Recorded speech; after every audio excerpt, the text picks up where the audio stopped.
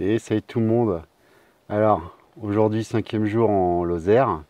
On va continuer à découvrir cette fameuse Cham des Bondons avec le regroupement des menhirs qu'on appelle de la Fare et de la Vessière. Vous allez voir, j'ai déjà visité hier soir avec la maître conférencière, je vous en avais déjà parlé. On va visiter ça ensemble, j'ai appris pas mal de trucs hier soir et donc je vais vous les partager. Vous allez voir, il y a notamment un menhir qui doit bien faire 6 mètres de haut. Allez, c'est parti, on y va, suivez-moi.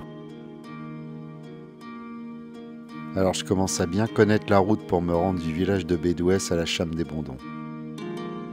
Mais même après 5 jours, ce lieu magnifique m'attire toujours autant. Aujourd'hui, on va se rendre à son extrémité est, près des hameaux de la Fare et de la Vessière dont ce groupe d'une quarantaine de menhirs tire le nom. Ce sentier débute près de cette carrière puis longe une crête où sont étalés de nombreux menhirs, dont 2 géants de près de 5 mètres. Donc un petit rappel, hein, on est ici au bout du mont Lozère en fait, sur un grand plateau calcaire. Et la particularité un peu de tous nos menhirs, hein, c'est qu'ils sont la plupart en granit.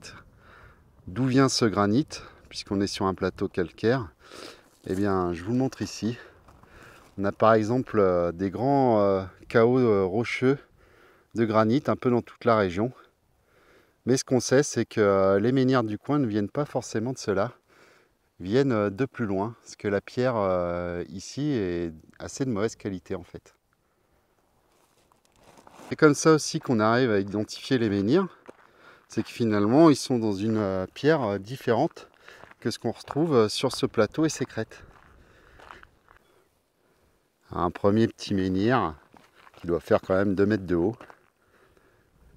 Effectivement, celui-là est aussi en granit.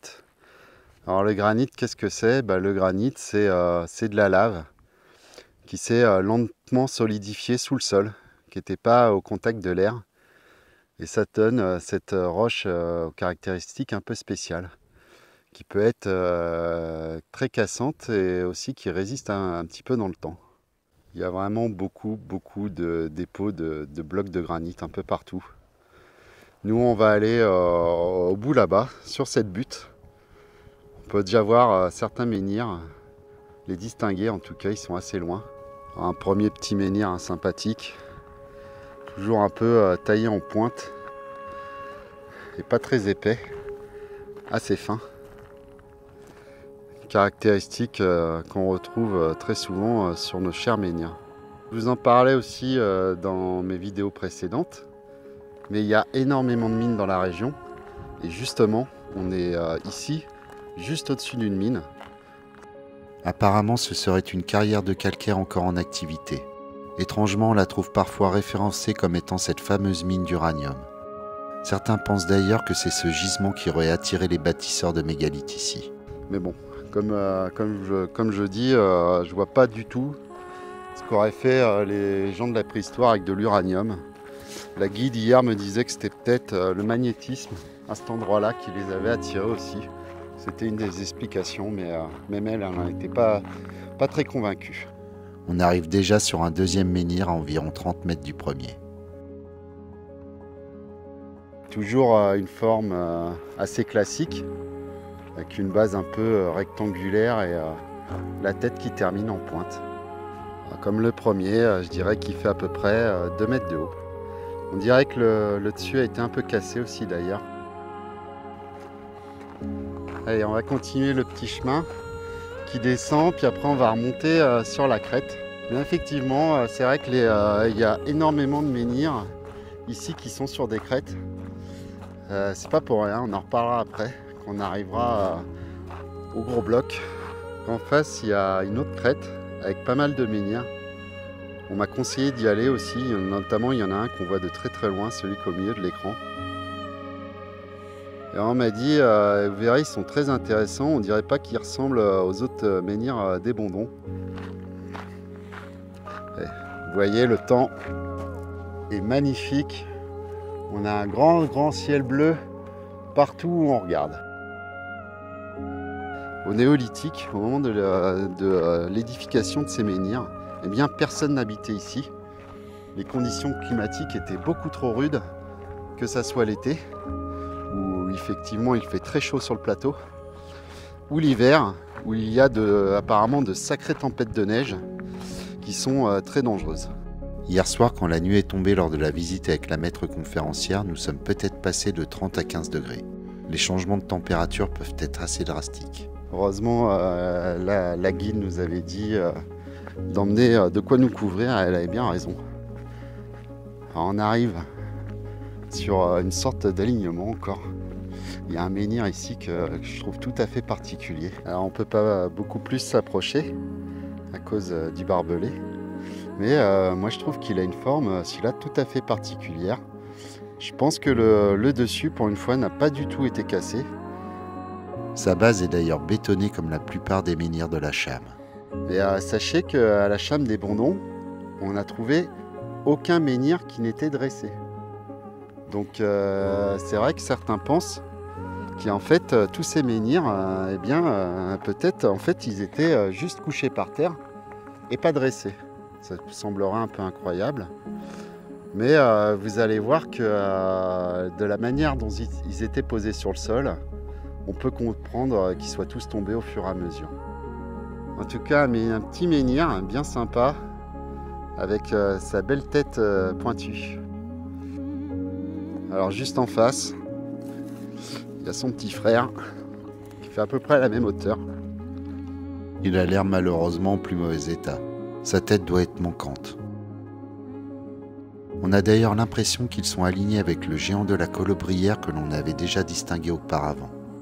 Après, il faut toujours garder en mémoire que peut-être ces menhirs ont glissé le long des pentes et que ce n'est pas leur position originelle. En tout cas, un paysage magnifique et très particulier. En face, c'est les gorges du Tarn.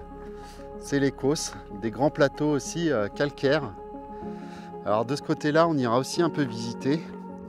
La particularité quand même de la région, c'est que comme je vous disais, la Cham des Bondons, il n'y a quasiment que des menhirs et aucun dolmen.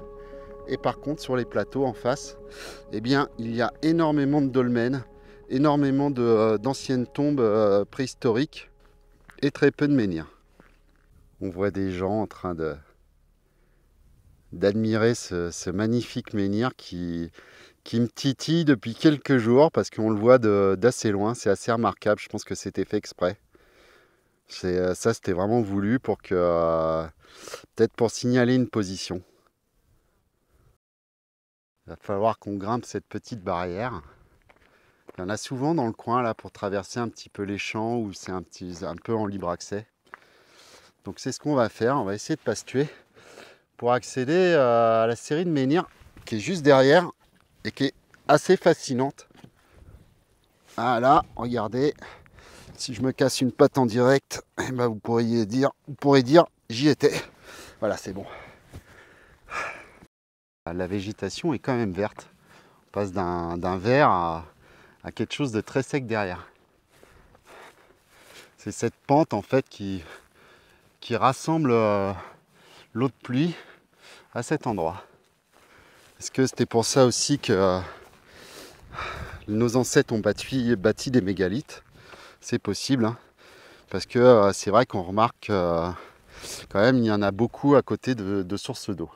À nouveau, un petit menhir typique de la Cham qui doit faire 1,50 m de haut. Le dessus a sûrement été cassé aussi. Et toujours cette belle base rectangulaire. Et je pense avoir compris pourquoi. On verra ça au prochain menhir qui lui est assez gigantesque. Il y a ces sortes de dépressions à chaque fois sur les côtés. Et bien ça c'est les marques à l'endroit où ils ont fracturé la pierre pour la séparer. Et c'est vrai qu'on voit ça sur de nombreux menhirs du coin. On en a encore une belle ici. Voilà, c'est comme c'était les coins. Ils mettaient les coins ici, ils fracturaient la pierre. Toujours le granit, c'est assez étonnant, hein, parce qu'on se demande s'ils pouvaient vraiment la retailler après avoir décroché du bloc. Et visiblement, c'est le cas, puisqu'on pense qu'il n'était pas taillé à la carrière, mais taillé juste avant d'être dressé. Pourquoi on pense ça? Tout simplement parce qu'on a retrouvé de nombreux fragments de taillage de menhir à leurs pieds. Alors là, on arrive tout de suite à un menhir un peu plus imposant qui doit faire 5 mètres de haut. On va s'approcher. Alors un menhir vraiment immense qui doit bien faire 5 ou 6 mètres. Sa tête est assez bien préservée parce qu'on voit sa pointe. Toujours un peu cette base rectangulaire. Plus on a avancé un petit peu dans cette file, plus les menhirs sont devenus grands. Est-ce que c'était voulu peut-être? Et celui-là est tout à fait impressionnant. Il doit peut-être faire, je ne sais pas, mais au moins 10 tonnes. Sa taille hors sol est d'environ 4,50 m et avoisinait les 6 mètres avant sa restauration. Bon, toutes les pierres qui sont à son pied, c'est pas des pierres qu'on a retrouvées dans des fosses de calage. C'est pas du granit non plus, justement, c'est le calcaire rocheux de la région. Le calcaire qui constitue tout le sol qu'il y a sous nos pieds. Donc des morceaux comme ça, il y en a énormément. Il y en a vraiment un peu partout puisqu'ils ont été très souvent retirés des champs pour permettre les cultures. Un menhir quand même assez impressionnant. On se demande vraiment comment on pouvait lever une pierre pareille sans qu'elle casse. Alors ici, il doit manquer quand même un petit bout qui a dû se fracturer il n'y a pas si longtemps que ça. On voit qu'il en manque une partie, on voit très bien la fracture ici, qui est vraiment très nette. Elle a été envahie par les mousses, donc bon, ça a peut-être 1000 ans cette cassure, mais en tout cas, je ne pense pas que ça datait de l'édification de ce menhir. Et toujours cette belle tête pointue. Peut-être qu'il en manque un bout aussi, mais très petit selon moi. Alors j'ai remarqué quelque chose. Quand je touche cette pierre, j'ai l'impression qu'elle est assez fraîche, bizarrement. Contrairement à, si vous avez vu mes autres vidéos, contrairement au grès qui prend très bien la chaleur, là je trouve que la pierre, même au soleil, reste assez froide. Et dès qu'elle est à l'ombre, on peut mettre la main dessus, on sent, surtout là dans la dépression, on sent vraiment une vague de frais là au milieu. C'est assez impressionnant. La pierre est quasiment froide. Toujours hein, ces coins de cassure avec ces dépressions qui nous indiquent où la pierre a été cassée à l'époque pour l'extraire de son bloc.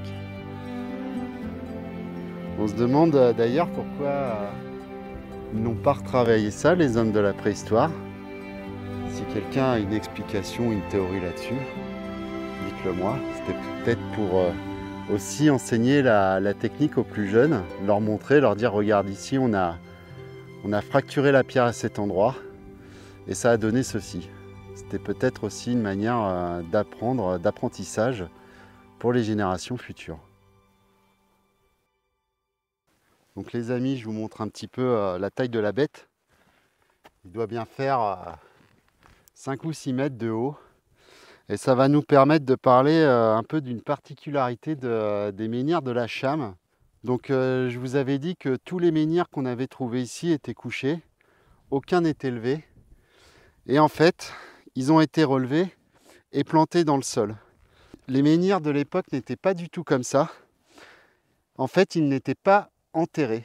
On n'a retrouvé aucune fosse de calage pour ces menhirs. Donc ce qu'on pense, c'est que tout simplement, le sol était un peu aplani et le menhir était posé dessus et ne tenait comme ça que par son poids.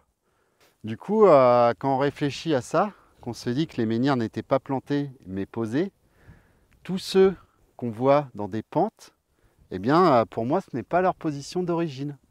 Ces menhirs ont chuté et ont ensuite glissé le long de la pente où on les a retrouvés. Tous ces blocs, c'est du calcaire.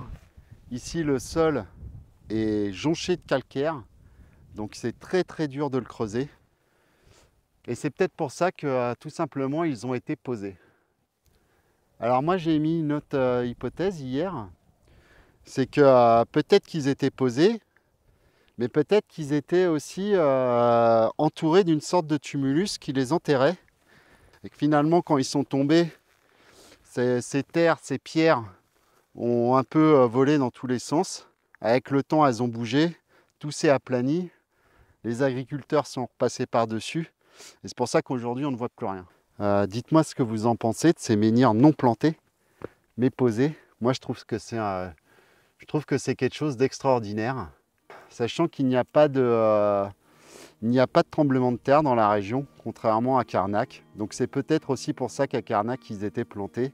Donc voilà les amis, un des plus beaux menhirs que j'ai vu pour l'instant, un des plus imposants en tout cas, où on a appris, je pense, pas mal de choses. On va continuer et puis on va aller au bout de ce chemin, voir un petit peu la belle vue dégagée qu'on a, voir encore quelques menhirs. Et puis après, ça sera déjà le chemin du retour et le temps des photos. Allez les amis, c'est parti, on y va. Dans la prochaine vidéo, on poursuivra ce chemin à la découverte des menhirs du groupe de la Fare et de la Vessière. Et il y a encore de magnifiques menhirs à découvrir, dont un autre géant très impressionnant. Alors d'ici là les amis, restez curieux.